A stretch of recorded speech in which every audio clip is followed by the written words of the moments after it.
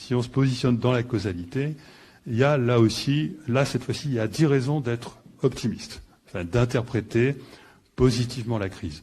La première raison, c'est que la crise et son contrôle, son instrumentalisation pour nous conduire vers une grande réinitialisation a eu comme résultat de créer un épouvantail du transhumanisme. C'est-à-dire que c'était une idée qui paraissait un peu farfelue, l'idée que notre société pourrait aller vers le transhumanisme, qui est une idéologie.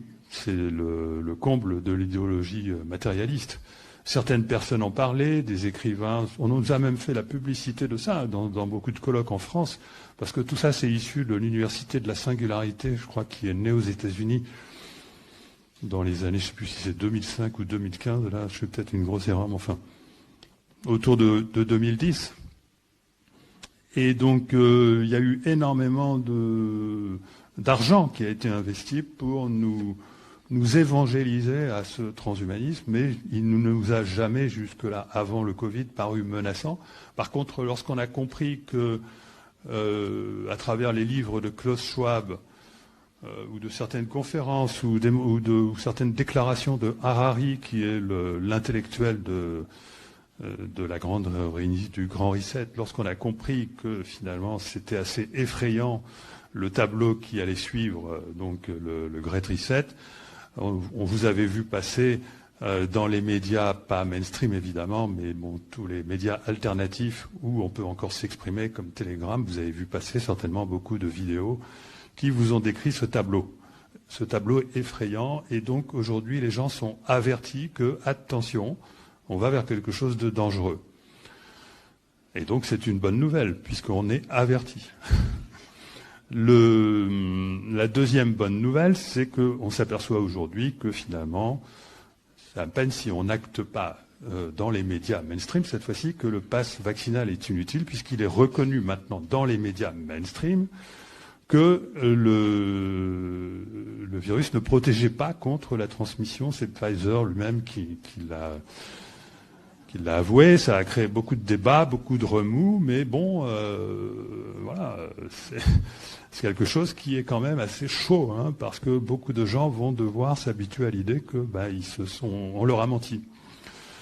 Donc ceci a créé donc d'ailleurs un report de la monnaie numérique de 2 ou 3 ans, parce que la monnaie numérique qui devait profiter de l'identification numérique mobile, qui devait suivre l'utilisation du pass, parce que le pass, on utilise le pass pendant 1 an, mais après on passe à une technologie beaucoup plus simple.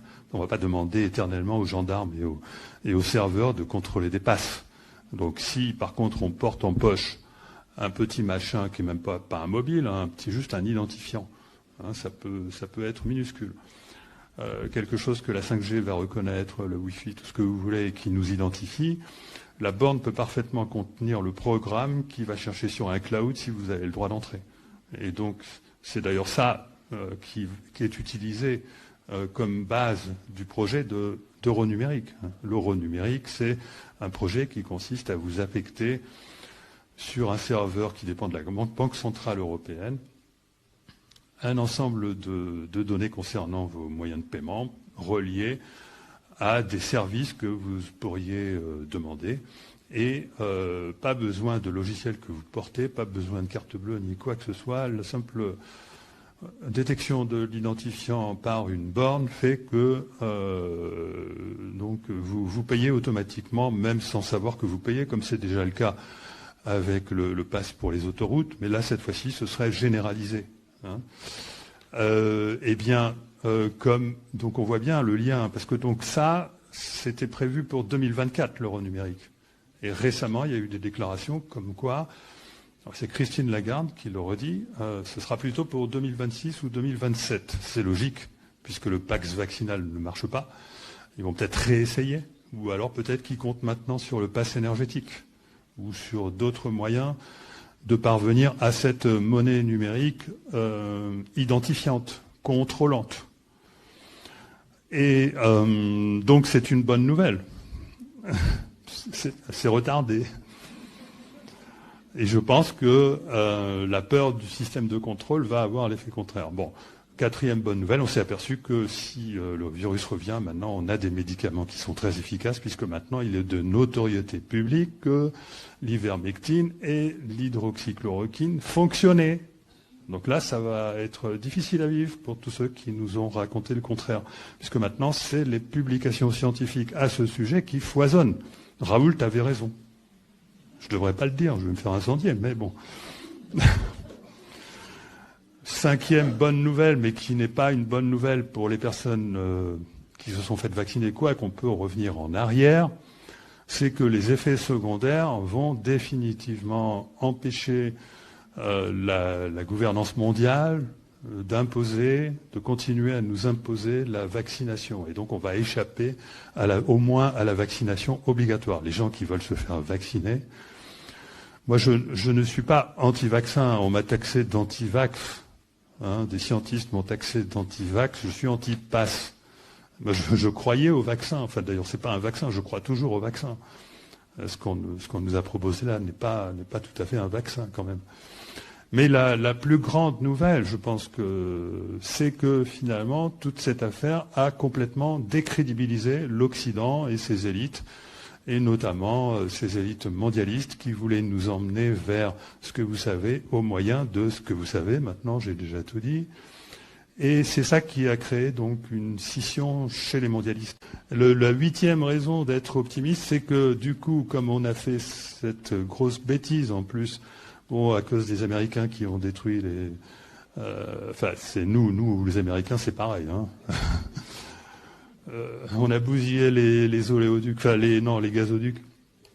Bon, on s'est mis dans une situation, je ne sais pas trop si c'est calculé d'avance ou alors si c'est calculé, c'est pour créer un effondrement financier, c'est pour faire croire que l'effondrement financier, il est dû à la Russie, je pense. Bon, enfin, je ne sais pas trop pourquoi, mais en tout cas, cet appauvrissement généralisé du fait de l'inflation qui s'annonce est une bonne nouvelle, parce que on a besoin de beaucoup moins consommer. Et c'est bien que là, l'Europe soit en avance sur tous les autres. On est en avance sur... C'est un appauvrissement qui sera favorable à l'autonomie, à la résilience et à la solidarité, qui sont absolument indispensables pour reconstruire la société vers une société plus humaine. Donc c'est une bonne nouvelle. Nous allons redécouvrir les facultés de l'humain grâce à la science qui va petit à petit, parce qu'aujourd'hui elle est quand même un peu piteuse, et donc il va falloir tirer le leçon du fait que le CNRS et l'université se sont couchés devant des mesures irrationnelles. Il va falloir tirer le leçon. Il va falloir conclure que, attention, l'académie, c'est quoi son boulot? Normalement, on aurait dû avoir des académiciens qui auraient dû s'élever contre les mesures en disant, attention, vous êtes en train de raconter des conneries dans les médias. On a juste eu des médecins très courageux, comme Perron et comme Raoult et bien d'autres, qui ont fait ce boulot. Mais on les a marginalisés. Ils n'auraient pas été marginalisés si c'est toute l'institution qui avait été un bien meilleur porte-voix. Donc là, on a une faillite apparemment de la science, mais en réalité, c'est une faillite du scientisme. C'est parce que tous nos cerveaux ont été formatés à une vision matérialiste de la réalité. Qui dit vision matérialiste dit on accepte de suivre le pouvoir de la raison qui considère que seule l'intelligence analytique prime, et non pas l'intelligence émotionnelle.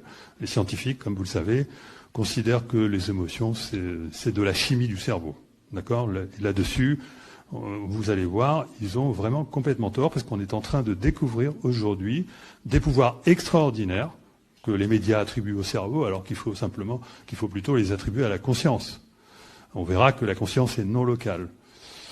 Et donc, voilà, et la 10e raison d'être optimiste, c'est le message essentiel de mon livre, et c'est là-dessus que je vais travailler pendant les années qui viennent, que je vais tout expliquer, que je vais même faire des calculs s'il le faut, c'est le fait qu'on crée son futur par nos pensées, portées par la vibration de nos émotions. Et ça, c'est très, très, très important.